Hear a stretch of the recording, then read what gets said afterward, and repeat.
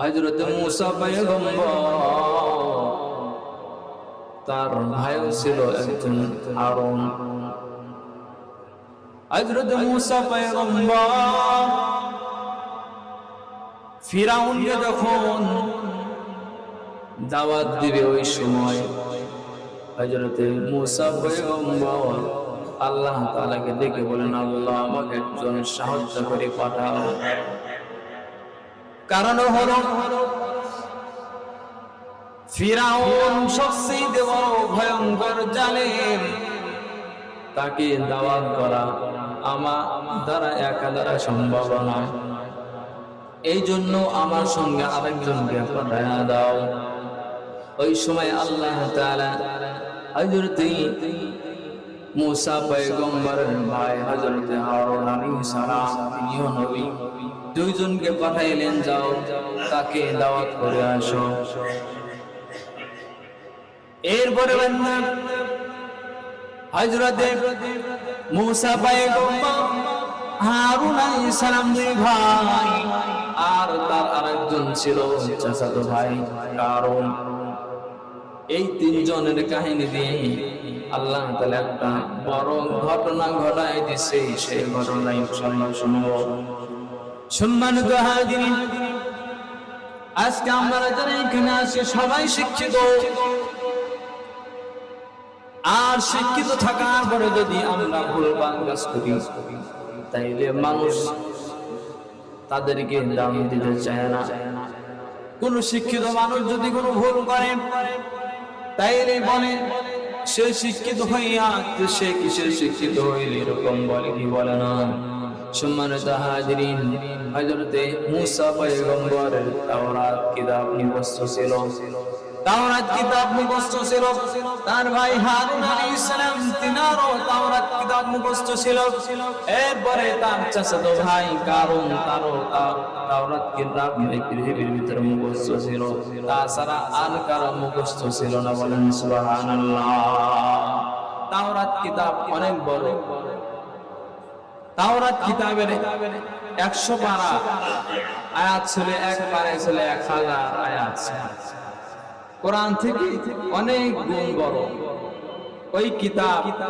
হযরত মূসা পয়গম্বর তিনি মুখস্থ করেছেন, হযরত হারুন আলাইহিস সালাম তার ভাই তিনি মুখস্থ করেছেন, তার চাচাতো ভাই কারণ সে মুখস্থ করেছেন। এখন কথা হলো তিনজনের ভিতরে তাওরাতের জ্ঞান আছে না নাই? কথা বলেন, আছে না নাই? আছে। এই জন্য বান্দা আল্লাহর গোলাম তিনজনের ভিতরেই তাওরাতের জ্ঞান আছে। তিনজনের ভিতরেই তাওরাত মুখস্থ। মানুষদেরকে হিদায়াত দেওয়ার জন্য আল্লাহ তাআলা তাওরাত তাদের ভিতরে ঢুকায় দিয়েছিলেন। হযরত মূসা পয়গম্বর অনেক মানুষের ভিতরে যেরকম বর্তমান আমাদের দেশের ভিতরে বিশাল বিশাল বড় জালসা হয়, মাহফিল হয়, এই মাহফিলে মানুষগুলো কোরআনের আলোচনা হাদিসের আলোচনা শুনে। এরপরে মুসলমান আল্লাহর কোরআন ঠিক এরকম ভাবে হযরত মূসা পয়গম্বর যখন ওয়াজ করতেন অনেক মানুষগুলো তার সম্মুখে উপস্থিত হয়ে যেত। দুনিয়ার মুসলমান আল্লাহর কোরআন একটা বড় করুণ কাহিনী। হযরত মূসা পয়গম্বর এই তিনজনের ভিতরে সবচেয়ে ধনী ব্যক্তি ছিল কারণ। তার ভাই চাচাতো ভাই কারণ ছিল তার এমন সম্পদ। আল্লাহ তাআলা কোরআনুল কারীমের ভিতরে ঘোষণা দেয়, ইন্না কারুনা কানা মিন কওমি মূসা ফাবাগা আলাইহিম ওয়া আতাইনাহু মিনাল কুনূজি মা ইন্না মাফাতিহাহু লাতানূ বিল উসবাতি উলিল কুরবা ইয ক্বালা লাহু কওমুহু লা তাফরাহ ইন্নাল্লাহা লা ইউহিব্বুল ফারিহিন। আল্লাহু আকবার। সম্মানিত হাজিরিন, হযরত মূসা পয়গম্বরের চাচাতো ভাই হলো কারণ। এই কারণের সম্পদ আল্লাহ তাআলা এত বেশি দিয়েছিলেন, এত বেশি দিয়েছিলেন। আল্লাহ তাআলা বলেন তার শুধু চাবি হলো আল্লাহ তাআলা বলেন অনেক শক্তিশালী যুবকরা অনেক একটা দল তার চাবির বোঝাটা উঠাইতে পারতো না, বড় কঠিন হয়ে যেত তার শুধু চাবির জন্য। এরপরে চার পা বিশিষ্ট খচ্চর, হাদিসের মধ্যে দেখলাম 7টি খচ্চর নিয়ে গাড়ি বানানো হয়। এই গাড়ি দিয়ে তার সম্পদের চাবিগুলো বহন করা বড় কষ্ট হয়ে যেত, শুধু চাবি আর চাবি। এখন আমরা যারা ধনী ব্যক্তি আছি, প্লাস্টিকের দোকান পাওয়া যায়, বালতির দোকান পাওয়া যায়, এইটা হলো আমরা ধনী মনে করি। অনেকজনের বসির দোকান আছে, এরকম বড় মনে করি, ধনী ব্যক্তি মনে করি। না না, একটু চিন্তা করে দেখো, আল্লাহ তাআলা বলেন কারুনের এমন সম্পদ দিয়েছি, শুধু স্বর্ণ আর স্বর্ণ। সুবহানাল্লাহ, এত সম্পদ দিয়েছি, শুধু সম্পদ, স্বর্ণ দ্বারা আর সম্পদ। এই জন্য কিন্তু তিনিও তাওরাতের হাফেজ ছিলেন। হযরত মূসা পয়গম্বর তিনিও ছিলেন, তার ভাই হারুন তিনিও তাওরাতের হাফেজ ছিলেন। আর তার চাচাতো ভাই কারুন, যার সম্পদ বেশি, সেও কি ছিলেন বলেন? হাফেজ ছিলেন। হযরত মূসা আলাইহিস সালামের বোন আছে, তাকে বিবাহ দেওয়ার সময় হয়ে গেল, তখন কার সাথে বিবাহ দেওয়া যায়? তখন হযরত মূসা পয়গম্বরের বোন কারুনের সঙ্গে, চাচাতো ভাইয়ের সঙ্গে তার বিয়ে হয়ে গেল।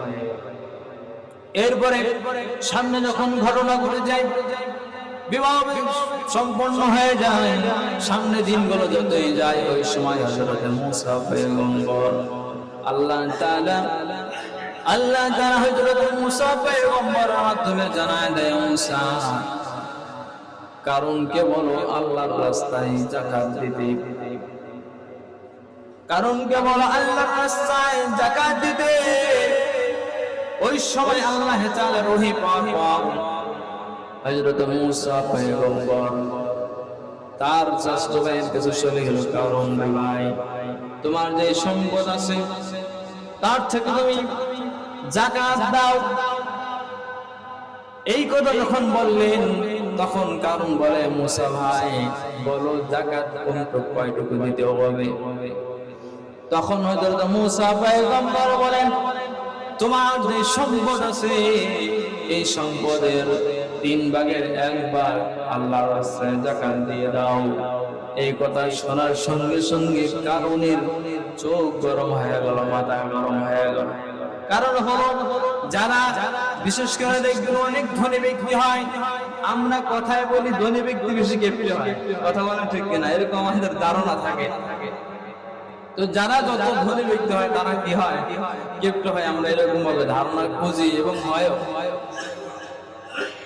কারণ এক অবস্থা অনেক সম্পদ ছিল, সম্পদ থাকার পরে যেই শুনছে তোমার 3/1 ভিতরে 1 যাকাত দিতে হবে, ওই সময় তার মাথা গরম হয়ে গেছে। এরপরে বলে 3/1 আমি জীবনে কাউকে কোন মিসকিনকে আমি কোনো টাকা দেই নাই, স্বর্ণ দেই নাই, দান সদকা করি নাই, কিন্তু 3/1 আমি যে যাকাত দেব এটা আমার দ্বারা সম্ভব নয়। তো মূসা পয়গম্বর উপরে প্রতিশোধ নেবার জন্য এখন কি করা যায়? একটা সুন্দর মহিলাকে নাজিল করলেন, একটা সুন্দর মহিলাকে রাজি করাইলেন যে হে মহিলা, তোমাকে একটা মিথ্যা সাক্ষী দিতে হবে। মূসা পয়গম্বর ওই মহিলাকে জিজ্ঞেস করা হয়, তোমাকে একটা মিথ্যা সাক্ষী দিতে হবে হযরত মূসা পয়গম্বরের জন্য। ওই সময় মহিলাটি ডাক দেয়া বলে, কারণ রে মূসা এমন একটা জেদি মানুষ, এমন একটা রাগী মানুষ। কারণ হলো